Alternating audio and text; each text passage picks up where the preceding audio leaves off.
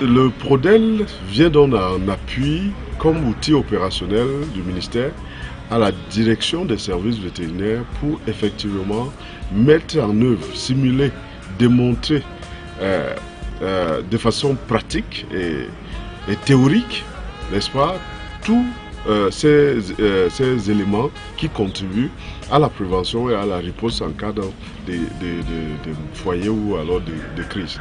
La grippe aviaire est une maladie légalement contagieuse qui est régie par une loi au niveau du Cameroun et dont son importance pour la filière avicole n'est plus à démontrer. Il est question de tester le dispositif et toutes les procédures réglementaires en matière de prévention et de riposte contre les foyers et crises dans le sous-secteur de l'élevage.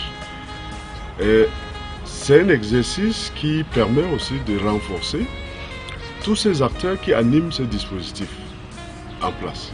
Nous sommes partis d'un scénario d'un foyer qui a éclaté ici dans la banlieue de Malmayo, dans une exploitation avicole de pondeuses. Alors, il fallait que tous les participants aient l'idée de toutes les procédures, depuis l'alerte précoce jusqu'à la fin de toutes les opérations. Alors, dans la première étape, il s'agissait de montrer quelles étaient les dispositions à prendre par rapport à l'alerte, l'intervention et la prise des mesures, des premières mesures au cas où la maladie apparaissait. Alors donc, c'est cette première étape que nous avons faite avec un éleveur, ça a été simulé. Et il s'agissait de recueillir les informations, ensuite d'entrer dans le poulailler, de faire l'examen clinique, de dénombrer les espèces qui sont à l'intérieur et également de faire des prélèvements qui sont acheminés au laboratoire.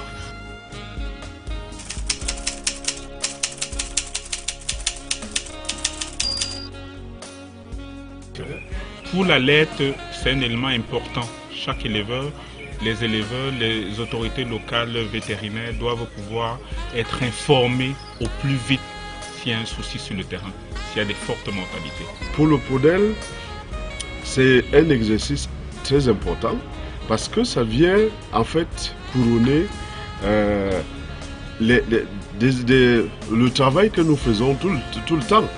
Nous mettons de l'accent d'abord sur les mesures de prévention. Et ça, toutes les organisations de producteurs qui bénéficient de l'appui, de l'accompagnement du Prodel, nous mettons l'accent sur la prévention d'abord des risques. La prévention, d'accord, mais il peut y avoir des cas de foyer et qui peuvent atteindre, n'est-ce pas, le seuil d'une crise. Il faut donc qu'on soit à mesure aussi d'intervenir de façon efficace pour surtout réduire l'impact, n'est-ce pas, de ces foyers, de ces crises-là. Et c'est à cet effet qu'on a passé 6 jours ici de démonstration, d'abord en salle et après sur site. Nous sommes allés véritablement mettre en œuvre ce que théoriquement nous le faisons. Le personnel des services vétérinaires au niveau central est le personnel qui est impliqué en cas, n'est-ce pas, des événements pareils. Et donc, vous verrez que nous avons mobilisé presque toute la direction du service vétérinaire pour cet exercice-là. Associé donc à la direction du service vétérinaire, les autres acteurs, donc les éleveurs, les organisations des éleveurs, l'administration territoriale, le ministère de la Santé, surtout qu'on a pris un cas de zoonose, donc qui a un impact, n'est-ce pas, sur l'humain.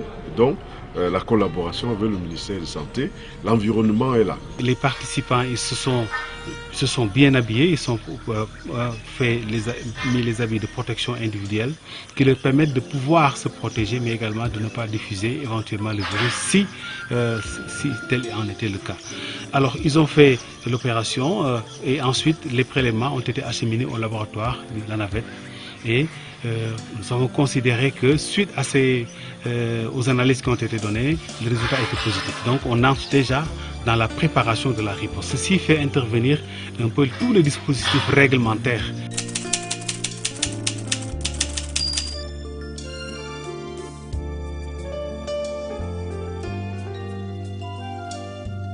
Dès que les échantillons arrivent pour la navette, il y a un service de réception des échantillons.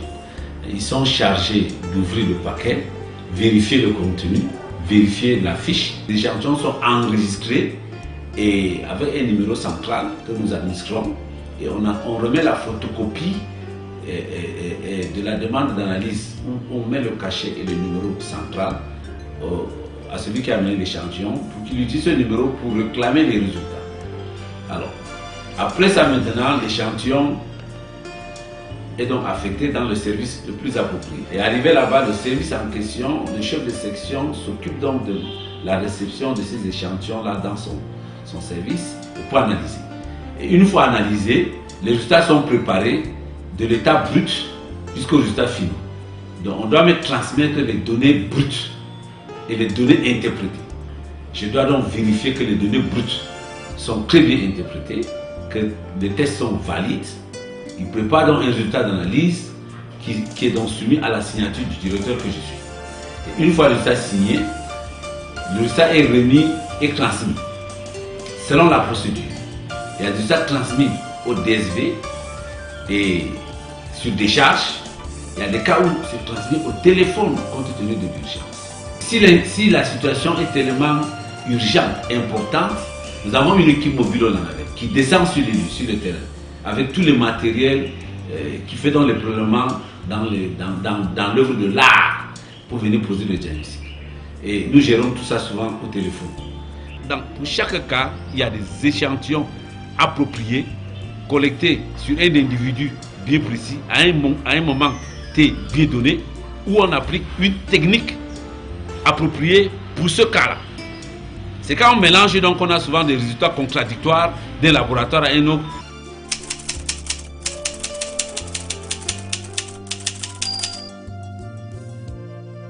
L'investigation permet à l'équipe vétérinaire locale, à l'équipe mobile d'intervention qui vient souvent de Yaoundé ou de la région, de pouvoir avoir des premières certitudes sur l'orientation à donner sur le diagnostic, à faire le bon prélèvement pour pouvoir faire une analyse de laboratoire, pour pouvoir définir est-ce que l'orientation clinique est la même et la confirmée au niveau du laboratoire.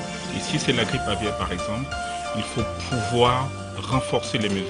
Et dans la gestion de cette maladie-là, il y a plusieurs étapes.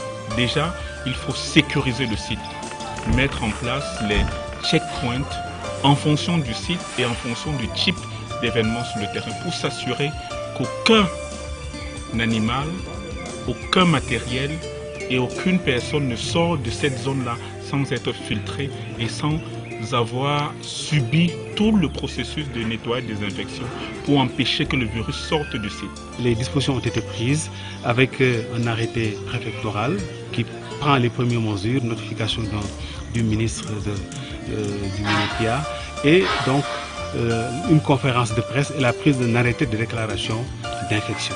Alors cet arrêté portant déclaration d'infection instruit les services techniques à l'application d'un nombre de mesures qui vont permettre de pouvoir circonscrire le foyer et l'éradiquer. C'est pour cela qu'après donc la prise de l'APDI, nous sommes déployés sur le terrain pour mettre en quarantaine donc le dispositif de quarantaine autour de la ferme qui a consisté à établir des checkpoints dans lesquels les agents ont vérifié à l'aide de la police s'il n'y avait pas de volaille qui a été transférée au dehors et tous les véhicules qui passaient devant la zone de foyer devaient faire l'objet de désinfection totalement de ces véhicules. Un système a été mis en place de désinfection avec des matelas mousse qui permet de prendre en charge les véhicules, les roues, etc.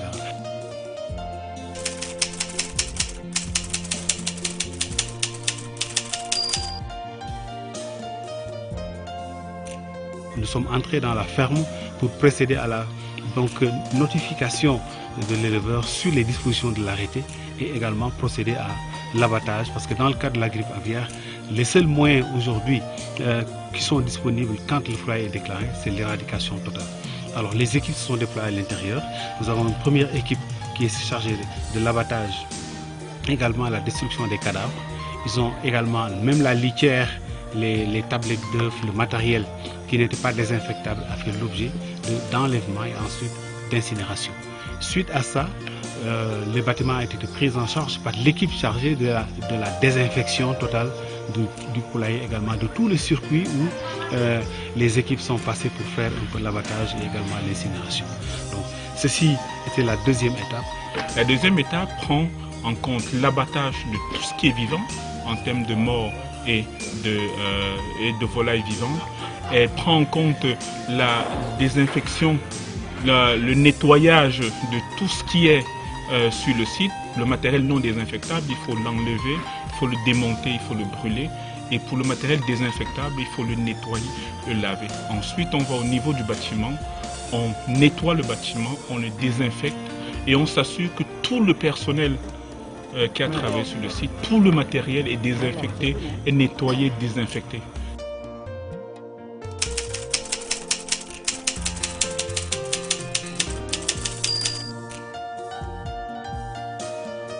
Comme c'est une maladie d'allure zoonotique qui a déjà eu la vie d'un certain nombre de personnes de par le monde, le ministère de la Santé a déployé sur le terrain une équipe qui est venue faire les premières investigations, les premiers contacts à l'effet de prendre des informations pour tracer les personnes qui ont été en contact avec le virus.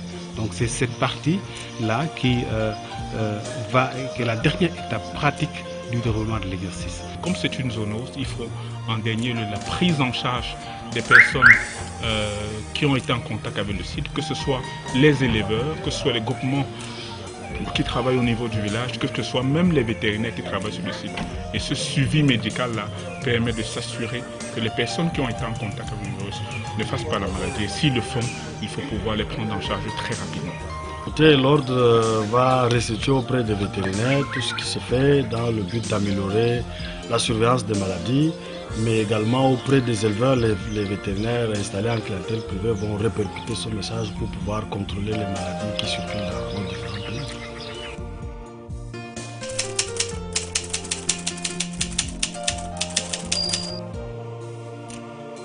Toutes ces interventions, toutes ces manipulations que les équipes qui sont intervenues ont fait, les services vétérinaires et même la santé, et également l'équipe de communication, parce que c'est une dimension également importante dans le cadre de cette lutte. Nous sommes réunis au niveau de l'hôtel à nouveau pour faire le point sur toutes les opérations par rapport aux règles qui existent, les règles de base de biosécurité, pour voir qu'est-ce qui a marché, qu'est-ce qui n'a pas marché. Parce qu'en définitive, le Cameroun a déjà vécu des foyers à une grande expérience et on a vu à travers les interventions certains aspects sur lesquels les gens sont rompus, mais il y a également un certain nombre d'aspects sur lesquels il y a nécessité de faire également des formations continues. Vous savez, on ne finit jamais de former et de former les gens car elle est importante parce que vous savez, de plus en plus, il y a les maladies nouvelles émergentes pour lesquelles on est obligé d'intervenir. Et ce sont les mêmes principes de biosécurité qui doivent permettre de pouvoir donc contenir le virus, le détruire, mais également de ne pas le diffuser. Donc ces aspects-là, on n'est jamais totalement à l'abri. Il faudrait qu'on continue sans relâche à former les gens pour avoir des gens rodés à appliquer ces dispositifs-là sur le terrain.